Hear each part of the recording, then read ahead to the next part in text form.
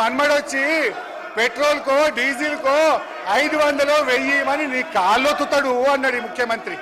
మరి ఆ ముఖ్యమంత్రి మాటలు నమ్మి మురిసిపోయి కాంగ్రెస్ పార్టీకి ఓటేసి అవకాశం ఇవ్వండి మాకు.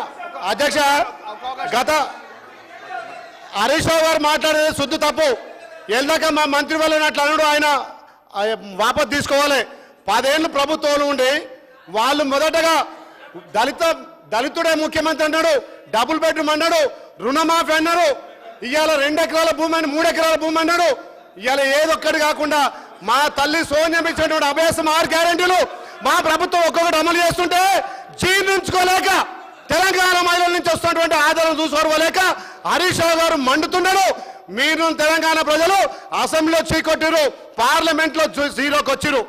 మా గౌరవ ముఖ్యమంత్రి కళ్ళల్లో కళ్ళు పెట్టి చూడాలని ప్రతిపక్ష నాయకుడు ఏడబట్టుకున్నా. ప్రతిపక్ష నాయకుడు ఆ రోజు మైక్రం ఉంది, ఏనాడు కూడా ఊహించలే ఇవాళ మీడియం బయటకు వస్తాని.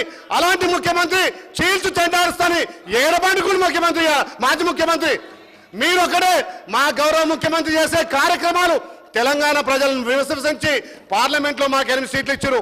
ఇలా బీజేపీలు బతుకుంటేగానే వాళ్ళ శవ ఆమె దానం చేసుకుంటే వాళ్ళకి ఆ శవ వచ్చింది తప్ప మీరు ఎక్కడ గెలవాలి. అధ్యక్ష, ఒక్కటే, ఇవాళ గ్రామాలలో రెవెన్యూ వ్యవస్థ మొత్తం పోయింది. అధ్యక్ష, విఆర్ఓ వ్యవస్థ తీసేసారు, విఆర్ఓ తీసారు. ఇవాళ ధరణి పోర్టల్ వల్ల మాకు సమస్యలు 100 వస్తే అలా 90 సమస్యలు ధరణి సమస్యలు. అధ్యక్ష, మా ప్రభుత్వం వచ్చిన తర్వాత రెవెన్యూని ఆలోచన చేస్తుంది, ధరణి ఆలోచన చేసి ఇలా గ్రామాలలో సమాచారం లేకుండా విఆర్ఓ వ్యవస్థ నాశనం చేసి ఇలా ధరణి మొత్తం నాశనం చేసి. అధ్యక్ష, మీరు ఆ బడ్జెట్ మీద మాట్లాడేది.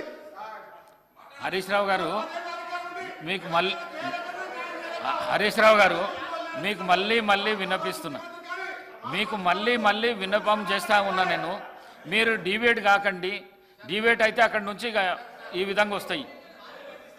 డిబేట్ కాకండి. Thank you sir.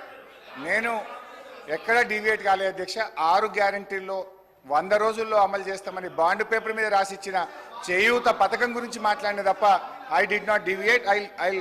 ఐ